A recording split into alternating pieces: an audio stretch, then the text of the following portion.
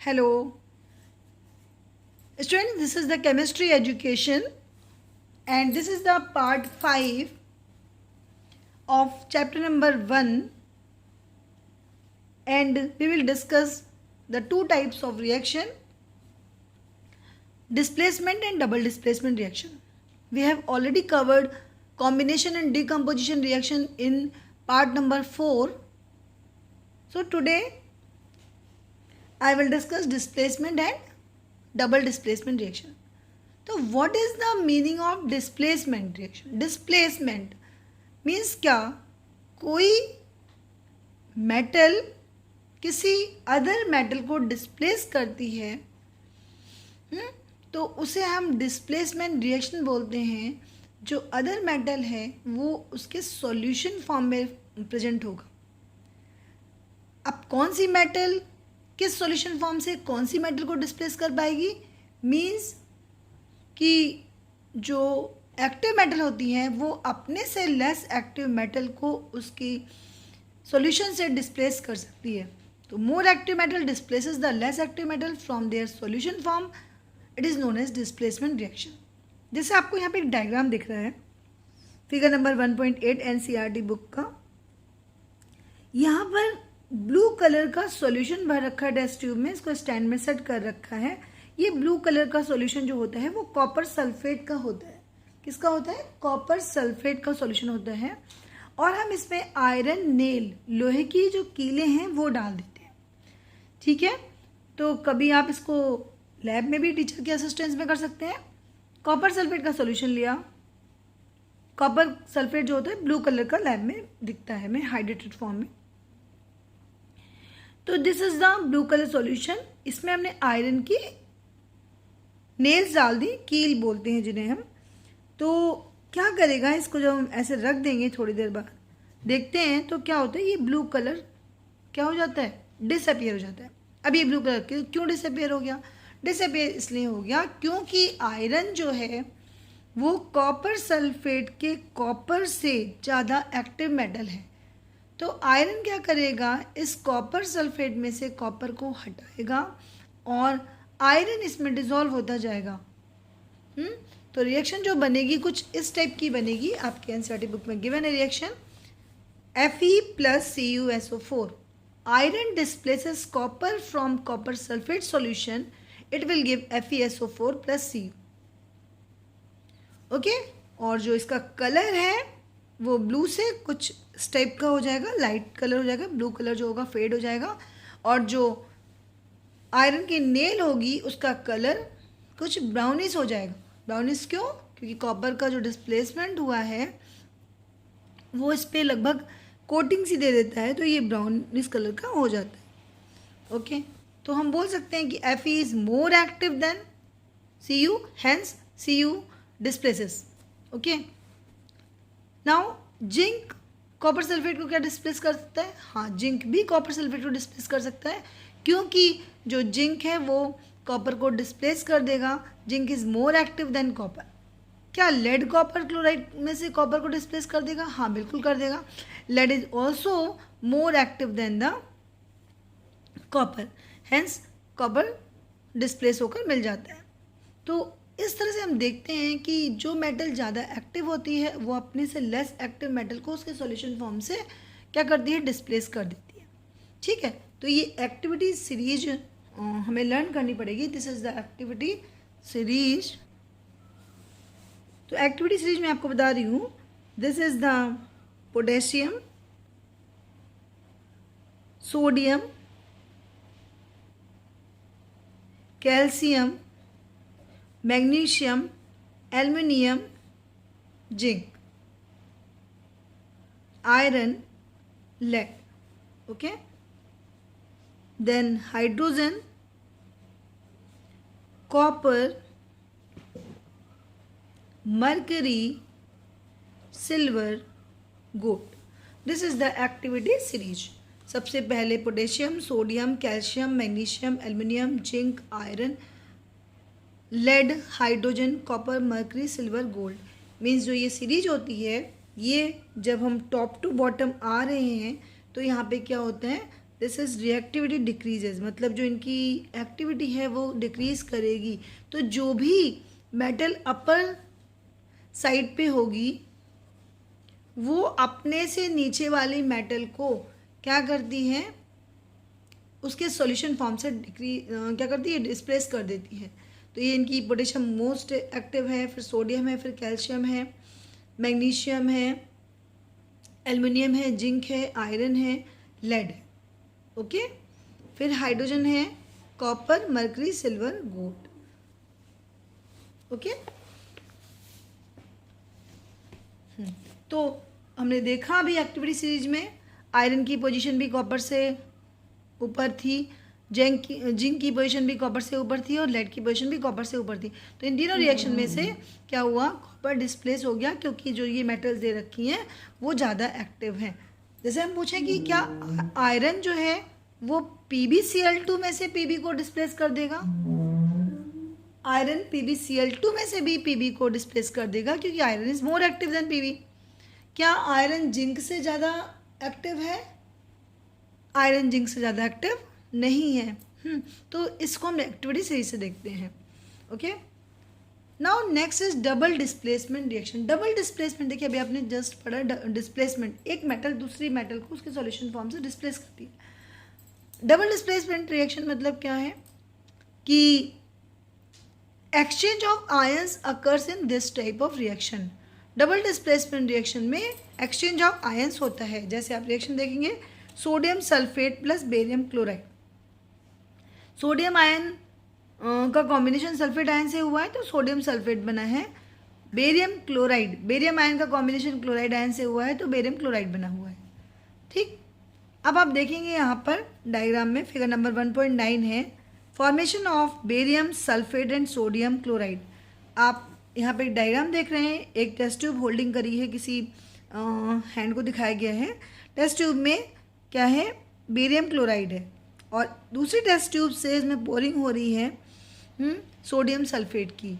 तो barium chloride वाली test tube में जब सोडियम सल्फेट को ऐड करते हैं then formation of BaSO4 barium sulphate, ये वाइट कलर का इनसॉल्युबल प्रोडक्ट बनता है, वाइट कलर का प्रेसिपिटेट बन जाता है और सोडियम क्लोराइड उस सॉल्यूशन में रहता है।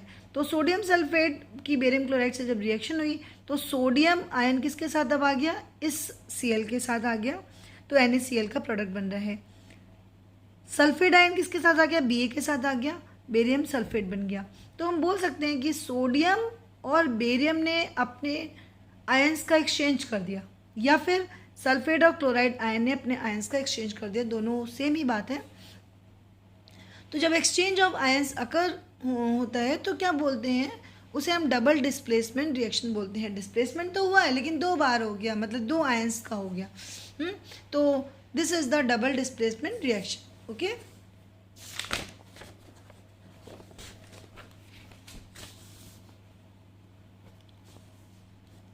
now what causes this? The white precipitate of barium sulfate is formed by the reaction of sulfate ion and barium ion. The other product formed is sodium chloride which remains in the solution. Such reaction in which there is an exchange of ions between the reactants are called double displacement reaction. जहाँ reactant में क्या बोलते हैं, exchange of ions होता है, उसे हम double displacement reaction बोलते हैं।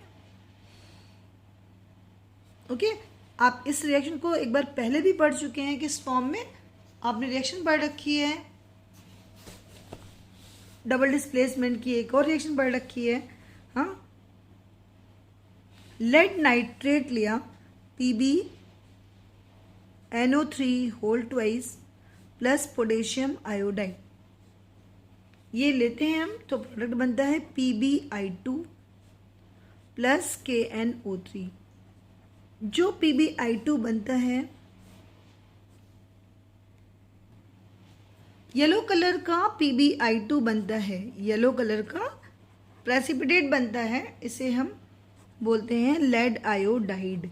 कब, ये भी एक डबल डिस्प्लेसमेंट रिएक्शन है। देखिए लेड अभी है आयोडीन के साथ, लेड अभी नाइट्रेट के साथ है और पोटेशियम जो है वो आयोडाइड आयन के साथ है, लेकिन जो प्रोडक्ट बनता है वो उसमें लेड आयोडाइड आयन के साथ हो जाता है और पोटेशियम जो है वो नाइट्रेट आयन के साथ हो जाता है।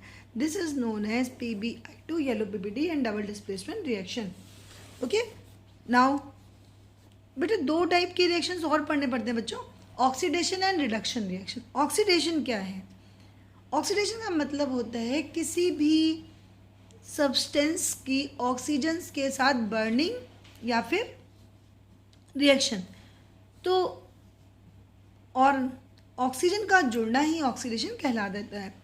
जैसे Cu+O2 लिखा हुआ है, Cu+O2। कॉपर पाउडर को जब हम बर्न करते हैं, बर्निंग के लिए ऑक्सीजन की ज़रूरत होती है, और हीट करते हैं तो कॉपर ऑक्साइड बनता है। ओके, ये जो कॉपर ऑक्साइड बनेगा वो ब्लैक कलर का बनेगा। तो यहाँ पर देखिए दे रखा है कि कोई हमने डिश लिया जिसमें क्या करा, कॉपर पाउडर लिया, उसकी हीटिंग करी, तो यहाँ पे जो प्रोडक्ट जो होगा वो ब्लैक कलर का कॉपर ऑक्साइड बनेगा। ओके, लेकिन अगर हमें फिर से कॉपर ऑब्टेन करना है तो क्या करेंगे, उसकी रिएक्शन H2 गैस से करा देंगे, हाइड्रोजन गैस से, और वापस कॉपर आ जाता है। तो addition of oxygen is known as oxidation reaction. जब ऑक्सीजन जुड़ता है किसी भी चीज़ से, हाँ, तो उसे हम बोलते हैं ऑक्सीडेशन। और जब उस ऑक्सीजन का रिमूवल हो जाता है उस कंपाउंड से, तो उसको हम बोलते हैं रिडक्शन। तो ऑक्सीडेशन क्या है? Oxidation is the addition of oxygen है। ऑक्सीजन का रिमूवल जो होता है वो रिडक्शन कहलाता है, या फिर हाइड्रोजन का जुड़ना भी ऑक्सीडेशन कहलाता है। ठीक, तो बच्चों आप लोग एक शब्द सुनोगे, this is known as redox reaction. What is the meaning of redox reaction? Redox is the reduction plus oxidation.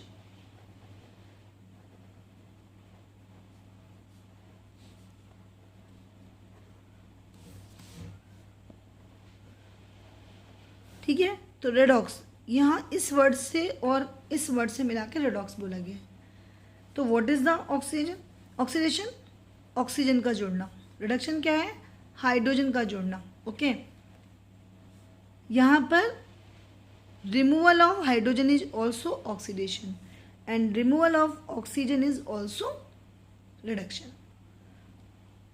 Okay, तो मोस्ट ऑफ दी जो रिएक्शंस होती हैं वो रेडॉक्स नेचर की होती हैं, इसमें रिडक्शन ऑक्सीडेशन होता है।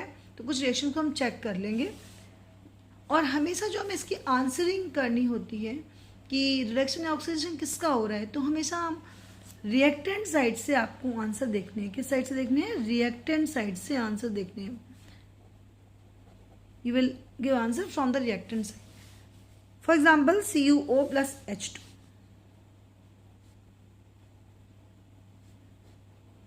तो बनेगा Cu+H2। Cu+H2। अब पूछ रहे हैं किसका रिडक्शन हुआ? हाँ, CuO से बन रहा है Cu और H2 से बन रहा है H2O। अंडरस्टूड? तो CuO में से O हटा तभी Cu बना होगा। ठीक है, तो आंसर कहाँ से देना है? इस साइड देना है, हमेशा रिएक्टेंट साइड से आंसर देना है। CuO से ऑक्सीजन हट गया तभी प्रोडक्ट Cu दिखाई पड़ रहा है। तो आंसर मतलब किसका रिडक्शन या ऑक्सीडेशन हुआ है? तो CuO का रिडक्शन हुआ है। किसका हुआ है? CuO का रिडक्शन हुआ है। अब H2 को देखो, ऑक्सीडेशन किसका हुआ है? इस वाले रिएजेंट का हुआ है, मतलब हाइड्रोजन का ऑक्सीडेशन हुआ। ओके, तो क्या बताएंगे? CuO+H2 में CuO क्या हो गया है? रिडक्शन हो गया इसका, और H2 का क्या हो गया? ऑक्सीडेशन हो गया। नेक्स्ट रिएक्शन देख लेते हैं। ZnO+C, तो बन गया Zn+CO। अब देखो आंसर हमेशा रिएक्टेंट साइड से देंगे तो आपके लिए बेटर है। ZnO से क्या हुआ? जिंक बन गया, ऑक्सीजन का रिमूवल हुआ। ऑक्सीजन का जब रिमूवल होता है तो क्या होता है? रिडक्शन। क्या हो जाएगा? रिडक्शन। एंड कार्बन को ऑक्सीजन मिला है, प्रोडक्ट साइड में हमें दिखा, तो C को क्या मिला? ऑक्सीजन मिला है, तो कार्बन का क्या हो जाएगा? ऑक्सीडेशन। आई होप कि आपको समझ में आ गया होगा। नाउ नेक्स्ट रिएक्शन है MnO2 सॉरी प्लस 4HCl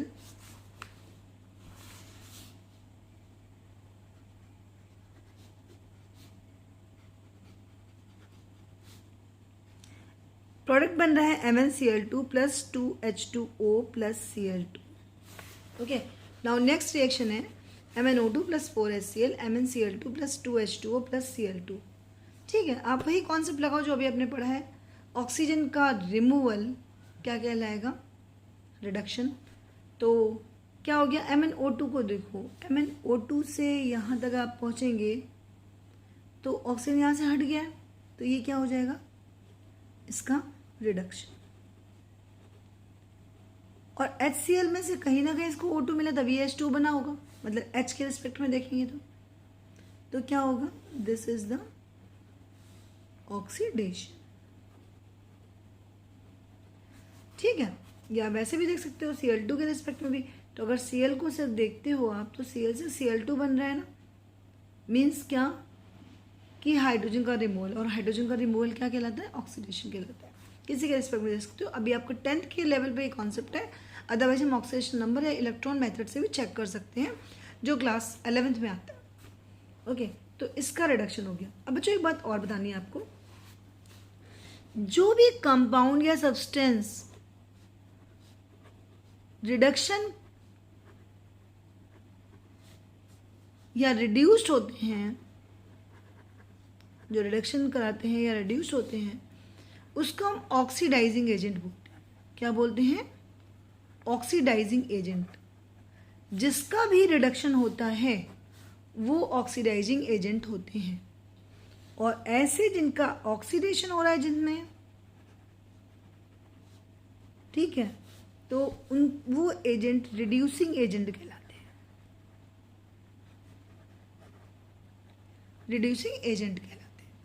जिसका भी ऑक्सीडेशन होगा वो रिड्यूसिंग एजेंट, उल्टा हो जाता है।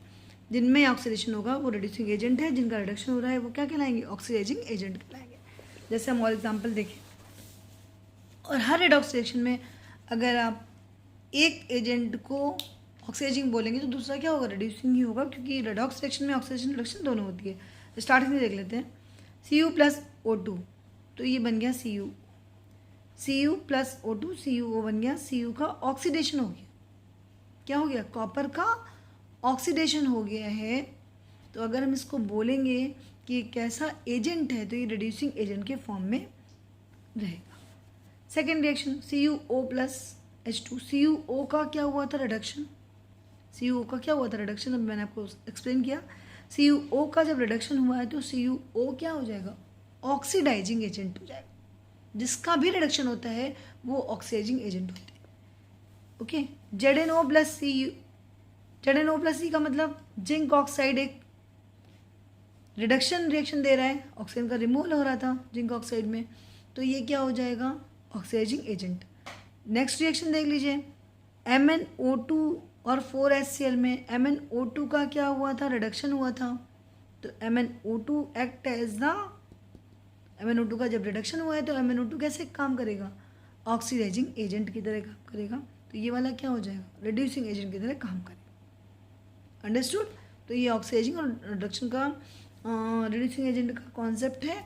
जिस किसी का भी ऑक्सीडेशन होगा, अगर उनको पूछा जाए ये कैसे एजेंट है, तो जिनका ऑक्सीडेशन वो रिड्यूसिंग एजेंट और जिनका रिडक्शन वो ऑक्सीडाइजिंग एजेंट। ओके, जैसे मान लें हम इस रिएक्शन को देखते हैं क्वेश्चन में, पेज नंबर 13 के क्वेश्चन है ये last one. 4Na plus O2 क्या बना? Na2। सोडियम को ऑक्सीजन मिल गया। आंसर हमेशा रिएक्टेंट साइड से देखेंगे। आपको प्रोडक्ट देखने के लिए प्रोडक्ट साइड देखना पड़ेगा कि क्या हुआ है उसके साथ, बट आंसर देना हमेशा कहाँ से है? रिएक्टेंट साइड से देना है। तो सोडियम को ऑक्सीजन मिला तो भी Na2O बना होगा, मतलब सोडियम का ऑक्सीडेशन हो गया। नेक्स्ट रिएक्शन ये हमने एग्जाम्पल में भी करी है, CuO प्लस H2। CuO से Cu बन गया, मीन्स CuO का हो गया रिडक्शन। ये कैसे एक्ट करेगा? ये एक्ट करेगा ऑक्सीडाइजिंग एजेंट की तरह काम करेगा। ओके, तो नेक्स्ट टॉपिक हम नेक्स्ट वीडियो में देखेंगे, पार्ट नंबर 6 में। Okay, thank you.